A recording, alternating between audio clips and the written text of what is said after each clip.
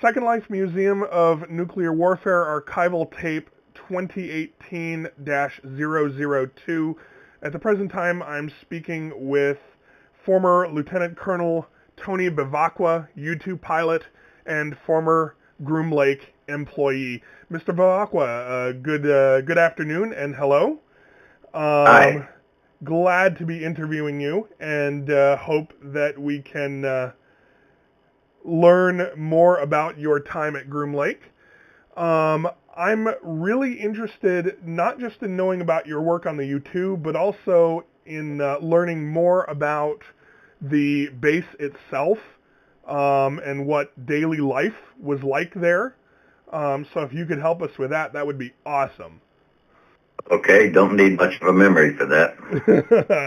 Well, I just hope that we can get a lot of details sorted out that maybe are not thought about too often.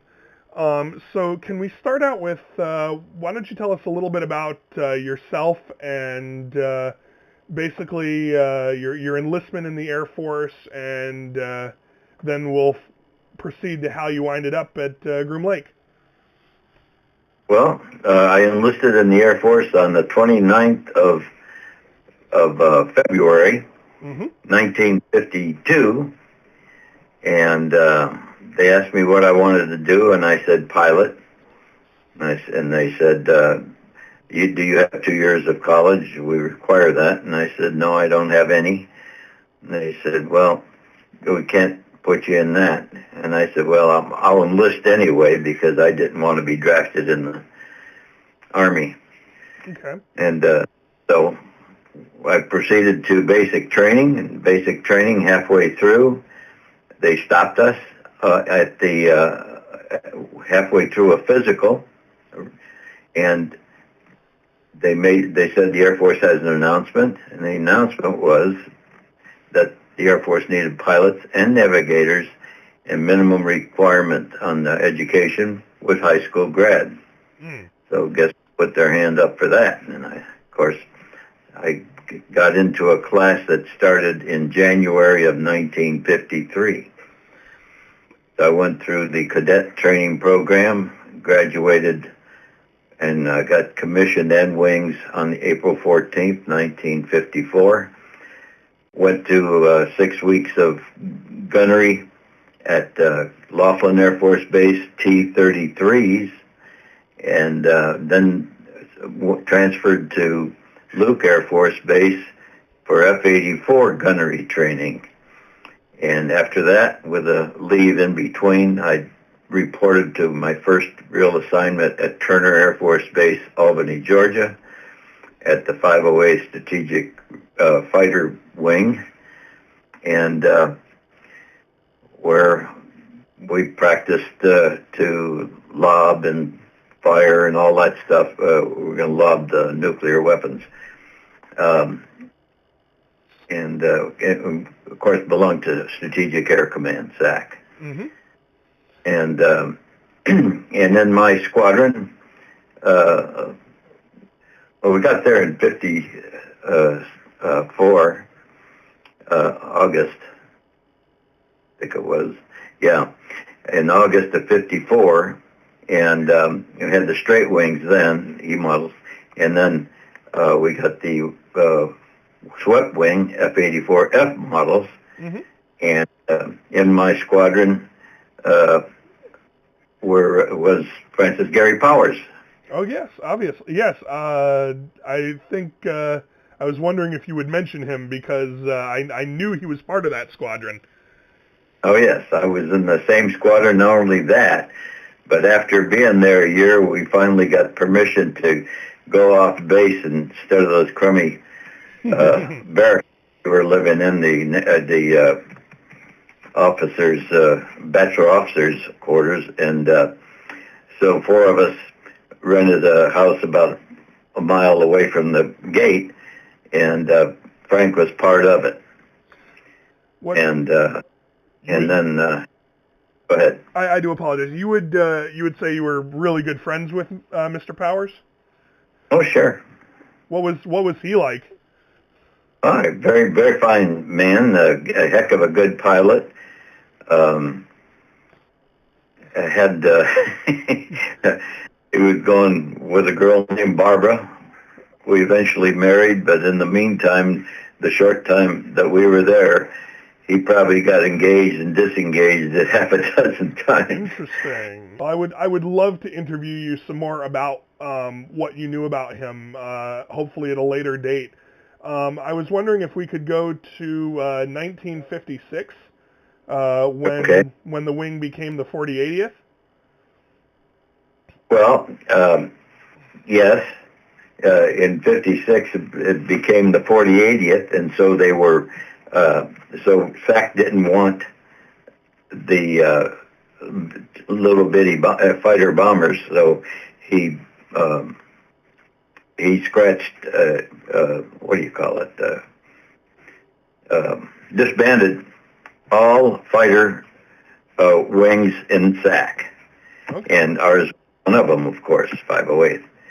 And the 31st, and that's where you'll see where the first U-2 pilots came from, was the 508th and the 31st into CIA.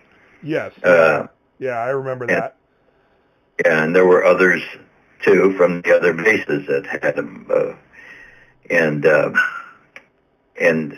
so one day. Came home from work and there's no sign of Frank. There isn't even a sign that he ever lived there. Ah, okay, so he packed up and got out of there pretty quick, huh? Right, mainly because obviously afterwards we found out, that he had the requirements the CIA was looking for. He's about a year or two ahead of me as far as flying and all that, maybe even a little longer than that. And so I didn't have the requirements, obviously, and they never even bothered with me, but other people that I knew went into the program. And then a little later, because they had decided to do away with all the wings, I was asked if I'd like to volunteer for a program to fly something that they couldn't tell me what it was, where it was, what it did, one of those things. So, and of course I said. So I sure it was all volunteer, right? Yeah, I sure didn't want to go into any bombers. Okay. So I'm kind of wondering, this is where we get into the first detail about Groom Lake. I'm kind of wondering, I've seen your orders and all of that stuff, but I'm sort of wondering, what was I take it you were told that it was a volunteer project and they couldn't tell you what it was at the moment, but I'm sort of wondering if we could get maybe a little more detail about the sort of the recruitment process here. What was your reaction to it, and how did it work? The equipment? Just the recruitment, like how they got you to volunteer for it.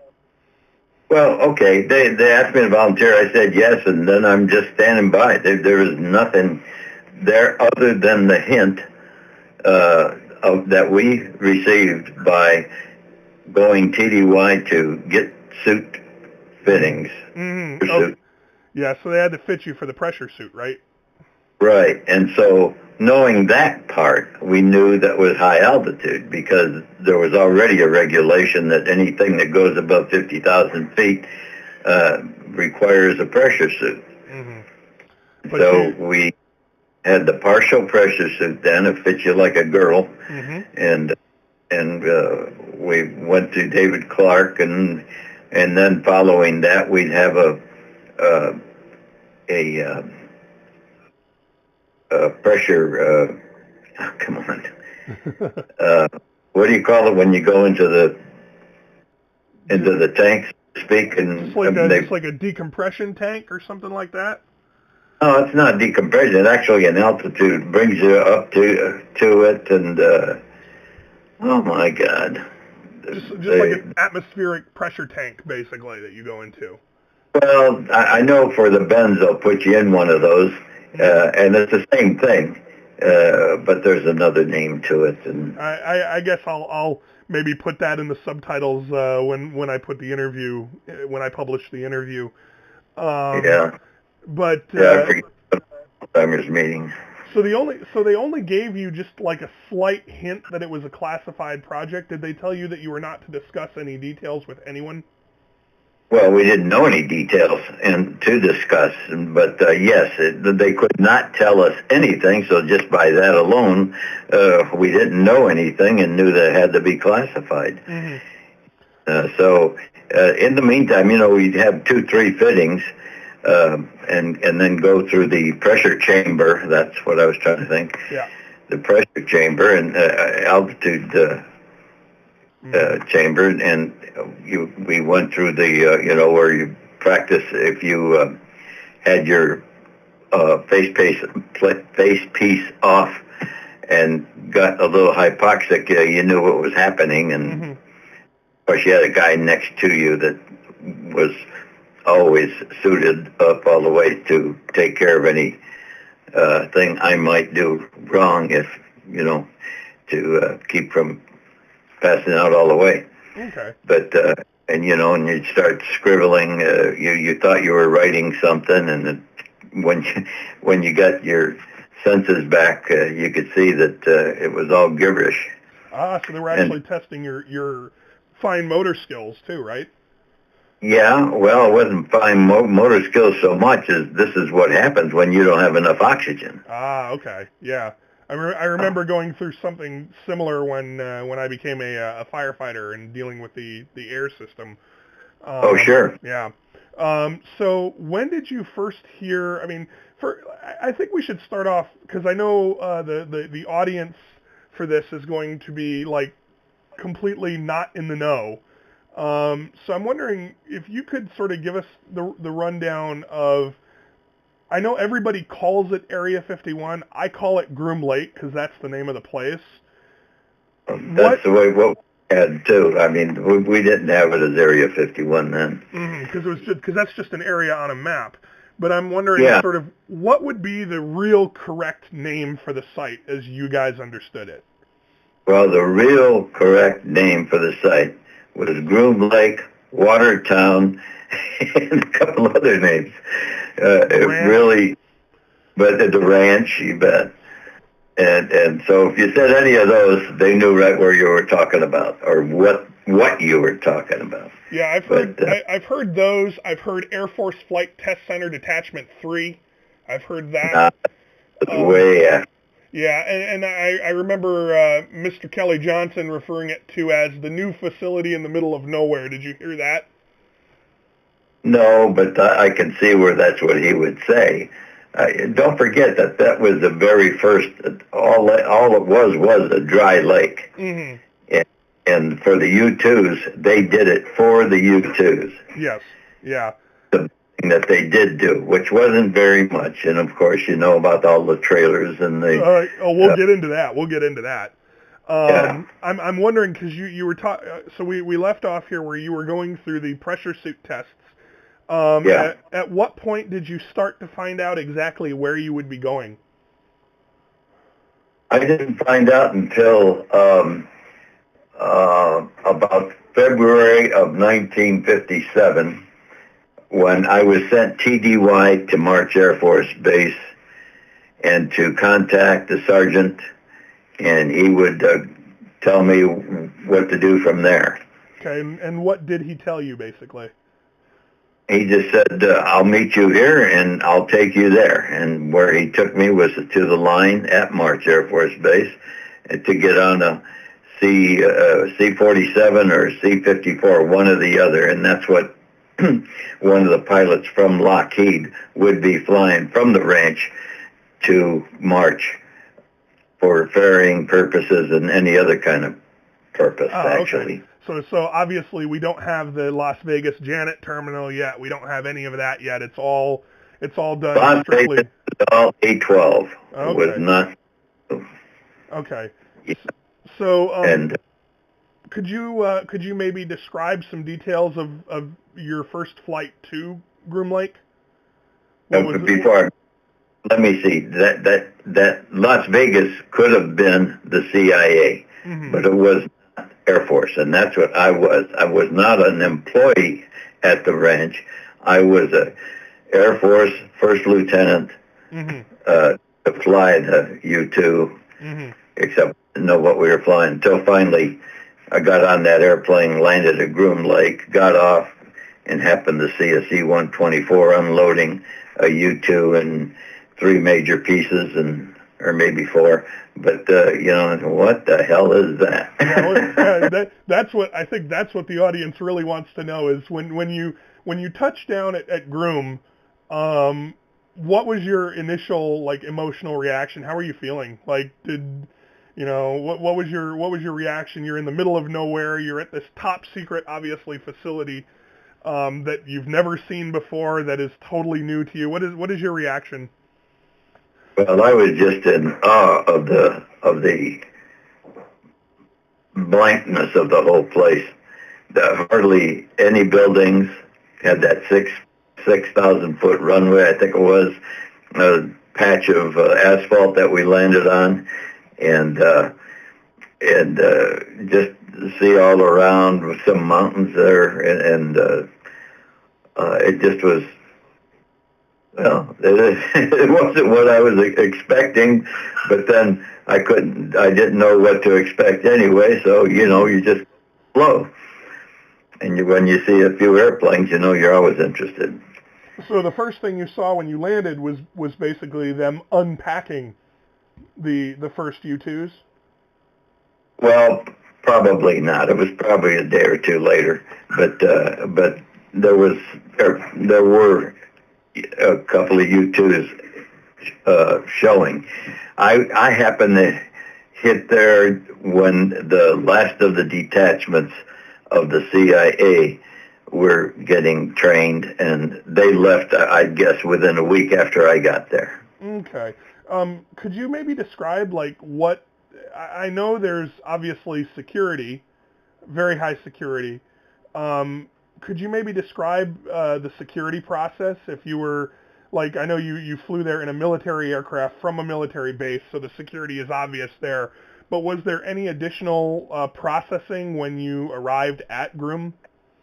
No, we just welcome to the ranch, and here's where you go, here's where you're sleeping, here's where you eat, here's where you classes, and here's where you go to the potty, because they had a building for that one. Oh. And you go to the shower and bathroom in a building. I don't remember how big, but it was fairly large size in a sense. Half a dozen stalls, half a dozen showers, and that sort of thing. Yeah. And so you didn't take it in the trailers. Oh, okay. The trailers did not have their own facilities, I take it then. Sleeping and air conditioning a little bit, and okay. I do want to find out more about the trailers, but first, I'm wondering, were your movements restricted at all? Nowhere to go. No cell phones at the time at all, anyway, and no cameras were allowed. You could hardly listen to a radio if there was one, and there was no TV, and there was a 6-foot screen and some movies to play and watch. There was a pool table, ping pong table. There was a basketball court, kinda, piece of cement and a court in the area to do that. There's horseshoes available. We've seen from satellite photos today of Groom that apparently there's a baseball field. Well, I wouldn't doubt what. I think just my thought is they're very likely, just like any other Air Force base, except for where it is and how. Yeah. What kind of stuff is going on there, of course. Okay, so what would you? I should say, what did you personally like to do in your free time while you were there? Talk, talk, eat, drink. We're doing that. There really wasn't anything to do. The nice part of it was, normal situation was, on Fridays you would leave around noontime and they'd fly us to March Air Force Base. Mm-hmm. And get off of there and go wherever we want to until Monday. In my case, and Mike Steyer, who was one of our pilots too, going through the same as I, each had our wives in Phoenix, Arizona. Mm-hmm. So we just traded car to use, in other words, we partnered up and drove back to Phoenix, and then came to March and got on the airplane and flew another week and go back out to the range. Yeah. But then when they started to fire off some of the nukes, underground nukes, mm-hmm. we had to evacuate, and we were just told to monitor the radio or whatever you're listening to, and if you hear that it went off, head back. Mm-hmm. Okay. And that's what we would do. And one time it took 2 weeks because of winds and all that, so I was in Phoenix for 2 weeks. Yeah. Yeah. I take it, I've heard other pilots describe just the level of boredom when at Groom. Oh, yeah. It's very boring. You just have to make do with what you got, the best you can do, and you're flying. You learn how to fly the thing, and mm-hmm. And then when you had your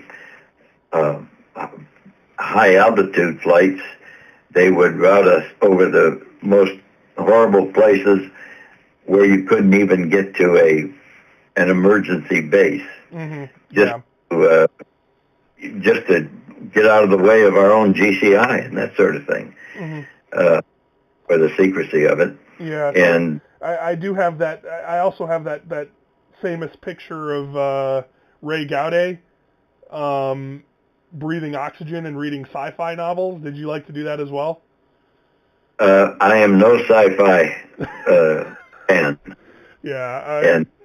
But I could read, and I did. I read whatever the heck there was there, and there wasn't anything good there. I mean, interesting that most of the stuff I read was whatever they brought that we could read that was more current. Did they?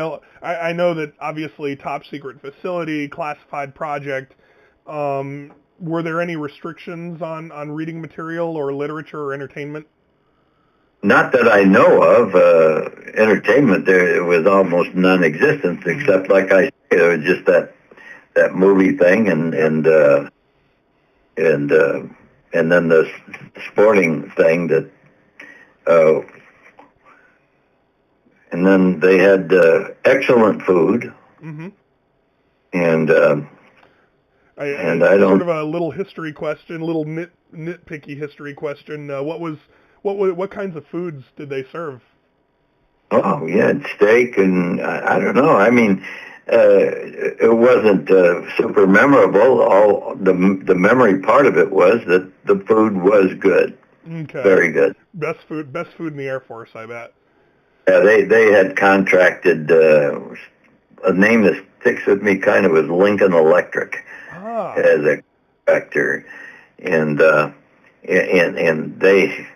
they provided those housekeeping and all that stuff, apparently. That's good to know. I'll actually have to look up that company now. I've heard that name mentioned, but I didn't know they were providing the food as well. That's interesting. I'm pretty sure. But they aren't telling us anything. Although, this is what you surmise when there's some stuff that you know. So, but that's what I'm thinking is they had this one outfit that kind of was the janitorial and food service and everything else hired. All right. And I know that you're probably itching to get to this part, but could you maybe describe the accommodations at Groom? Well, the accommodations was this multi-purpose building that we what I was telling you about that's indoors, of course, like the ping pong, the pool table, and Yep. and the food and the library, so to speak, and stuff like that. And then there was, I think, 3 hangars, and then there was the building that housed the toilets and showers. Yep, your amenities building, basically. And then there was another building, I think, which was kind of a office and where we had our ground training, And where we would, yeah. And I take it there were rows and rows of 30-foot trailers. Well, yeah, yeah. And you saw 'em. Yeah, that's what we had there. And I'm sort of wondering what everyone knows what these trailers looked like from the outside, from the photographs that were taken, but what did they look like inside? Just very GI beds and nothing big deal at all. So no real amenities, right? No, right. A little bit of air conditioning, you said, and that's about it. Well, have air conditioning there, of course, with the desert heat and that, but that was it. Okay, so I mean, yep.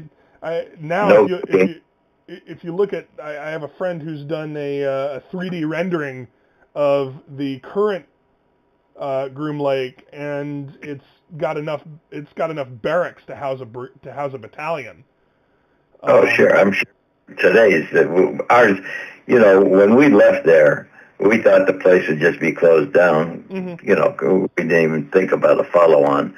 And, of course, they were thinking of a follow-on that turned out to be the 812 situation plus.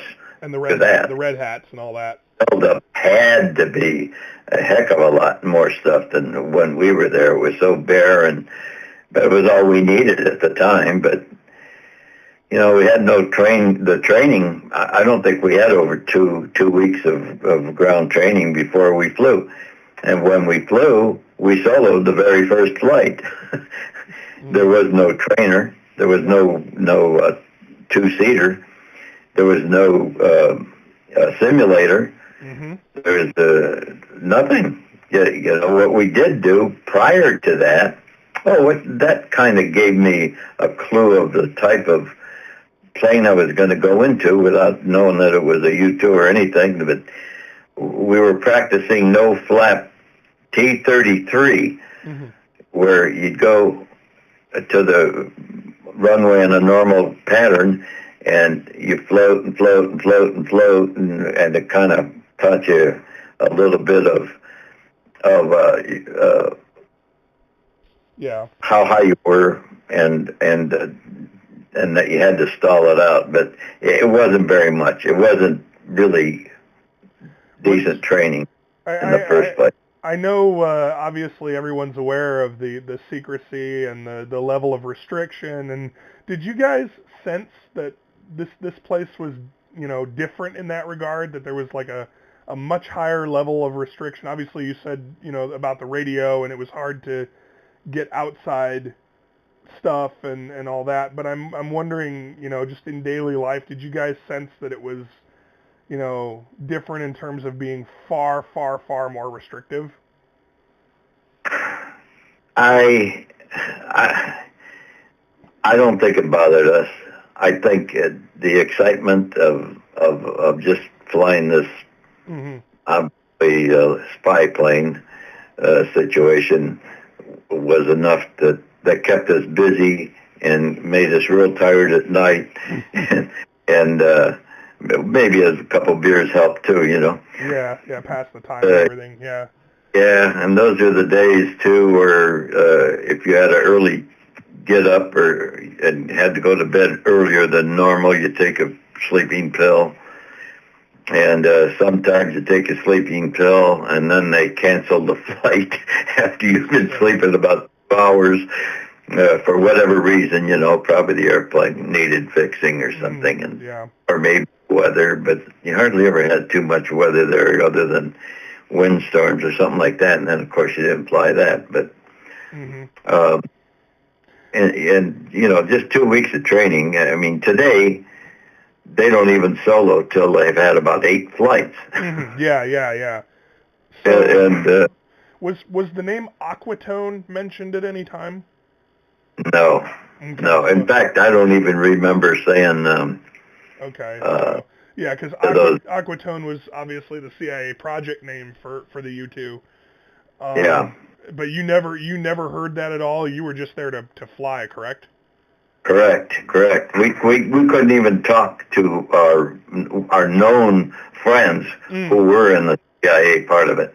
Yeah, I was going to ask about that because there's obviously compartmentalization, and so you guys basically had to keep to yourselves. You weren't allowed to talk to anyone else in any other department on the project at all.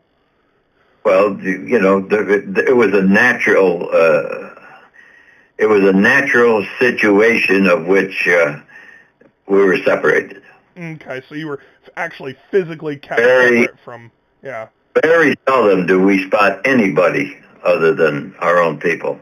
Okay, and I gather that's just your no frills way of keeping secrets in departments, right? Yeah. Yeah. Because we didn't notice that there was excessive security because it was just natural. Mm-hmm. It was just it's done in a way that you don't even realize it. Yeah, you're in the middle of nowhere anyway, and everyone in there was qualified. Yeah. To you're going to talk about. Okay. I mean, I should also probably ask in follow up to that. What's your reaction when you see all of this interest in finding out what's going on at the base today, and all these civilians trying to drive up to the boundary line, and sort of teasing the security from time to time, and all of that. What's your reaction when you see that? Well, it just it kind of teased me off to see that people have to know stuff that they don't have to know. Yeah, I would agree. I mean, I don't. I'm hesitant to ask you what your reaction to Mr. Robert Lazar is. I do find it hilarious that he claims to have worked at Groom Lake, and yet he still needs to top himself. But what I mean, I guess I'll just ask it. What is your reaction to all the alien and UFO stuff that you hear today? I have never seen. Do I know anybody who has that was flying with me? None of us have ever seen any alien stuff, and no UFOs that weren't, we thought, explainable, such as weather balloons and flash of sun on a wing or something like that. Okay. All right. And I don't like asking that question of people that I actually know work there, because it to me it seems almost kind of insulting. You guys were doing real stuff there, and right. that to me is far more interesting. So I prefer to ask about that.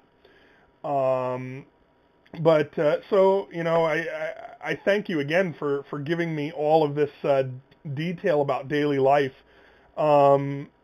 What was your? I know you were only there for a short time. Yeah, I was there for a long time for being into that thing, because following being trained, going through to become, as we called it, combat ready, I stayed on as an instructor, and I stayed on until we had those planes, the first half a dozen or so Air Force airplanes of the U-2s, of course, and flew them to Del Rio and Laughlin Air Force Base, and as far as we were concerned, and it was so. The training then started at Laughlin for all U-2 Air Force pilots, and from what I know, there was no further U-2 training of any sort after we left. And I don't know how soon after they actually had made up their mind to enlarge it and improve it and all that stuff for what was to come, which, of course, like we said, the A-12 and so on. And eventually the SR-71. So... Yes, 71 was never at the ranch. The SR-71, I do remember was not there. It was the A-12 only, correct? Correct. Yeah. All the A-12, the YF, the MD, all that was there. Yeah, yeah. So you were there in what years were you there? I just want to make sure I'm absolutely correct on Only 1957. Okay, only 1957. All right. Yeah, on June, and from February to June. Okay. And in my case. Okay. And there were other Air Force people ahead of me, not too many, but a few, and a lot of them came home, and for some reason they had me stay on. I was the youngest to ever check out in the U-2. Ah, okay, yeah, that's right. I saw that. Yeah, I saw that in your biography. Yeah. So I sort of want to, just to touch on this, the last subject of the day. What are your, now reminiscing on your time at Groom, what do you think is your most memorable experience at the ranch? My first high flight, it's all, planned. You do everything with a sextant on navigation and so forth. And like I say, we were over routes that went over the worst part of our country. And my first high altitude flight, I had 3 flameouts. Oh, wow. Okay. and so I had taken off. You took off from the runway at Groom for this, right? Probably, yeah. Okay. Yeah, all the real missions once you got past the dry lake training of touch and goes and so forth, and you knew how to handle the airplane well enough, then you're using the runway, yes. Okay. And so I took off and flying my route, and I'm cruising at altitude, and suddenly I lose the power. Oh, okay. So here I am in the middle of nowhere, no place to land at to speak of, even though it could glide a couple hundred miles. So I just stayed on the route, and I descended, of course, as fast as I was allowed to, and got down to where you could restart altitude. You have to do it low so you don't burn up the engine. They'll overheat if you are trying to light it up too high. Oh, okay. And so it was the 30,000 area. And so relit right away, and I climbed back up, stayed on course, and 2 more times it did that, and I got back almost on time.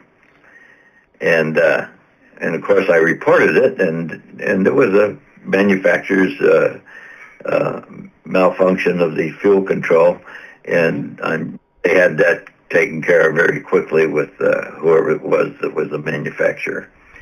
I checked them all and then changed them all to the whatever mod they had to do to prevent that from occurring. Would you say that that was essentially what Groom Lake was? It was a place where you could say this is what works and this is what doesn't. Oh, there's no doubt that we were the test hoppers. The airplane came in. Mm-hmm. Lockheed test pilot. Then after they put it together and feel that it's flyable, Lockheed then takes a few flights, and when they think it's right, they hand it over to the Air Force. And we had Major Mardirk, who was heading that, and I guess he was the pilot too that would accept it after he flew it a couple of times. Okay. And if it was accepted, then here we go, starting training.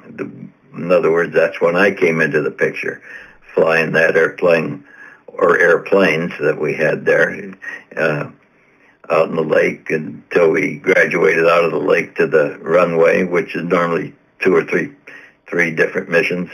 Mm-hmm. And then and then I stayed on, like I say, and became the instructor pilot as well. And Yep. Is there? So it didn't go through the normal Air Force way of sending it through Edwards, and they might keep it a couple of years doing this and that and everything. Mm-hmm. We were just hopping it for every flight. It seemed like forever, because you'd keep a constant check on what the oxygen flow should be, and there was a graph on the back with oxygen and fuel curves. And every half hour we put a dot for each one. What was the fuel? Are we up or above or on it or below for fuel? And the same way with the oxygen and that sort of thing. And okay. I mean, I suppose my final question on Groom Lake itself, is there anything in particular that you miss about being there? No, I can't say that I missed it. Well, number one, you land there at Laughlin, and my wife was there, and the family. Well, I didn't have family then, just young married, and and it was a matter of starting housekeeping and getting back into the real world. And I think you pretty much just forget you're ever there. Yeah. So it's that disconnect, I think, from. Yeah, it wasn't too memorable. It was a lousy place to be in the sense of any of having fun on the place or anything. Of course, you have to have a good attitude, and the attitude never a problem for me, because I was just interested in being a good U-2 pilot, and just like everybody else should have been and would have been and was probably. Yep. And so we had a few that. You'd say it's like going to work. It's like anybody else going to work. You don't like work, and you love it when you get home, right? Sure. Yeah. Okay. So again, I do want to thank you for all these awesome details about what life was like, and I'd love to interview you again. To get even more at some point in the future. Would that be possible? Well, if you have any questions, you could do it any time. You could email me. You have my email. Yeah, I think I will. I will take advantage of that, because you have a wealth of information. Well, I didn't. If you think so, I'm real happy. Well, that's my thing, is I want to be able to get the testimony of people who did the real things there. There's so much romanticism and so much, science fiction-y type hype about what goes on, about what went on there supposedly. But oh yeah, I want to talk to those who were actually there and did what really happened there. Yeah. And that's my goal, and I want to thank you for that. Yeah. Okay, so is there anything in particular that you want to add to the testimony that you've given me today?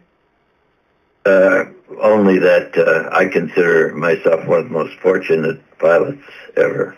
I would definitely agree with that. You were. Both those times, high school grad, and 17 years of high altitude reconnaissance out of my 21 years in the Air Force. It just, very, very thankful. All right. Well, I tell you what, we are thankful for your service to our country. And thank you.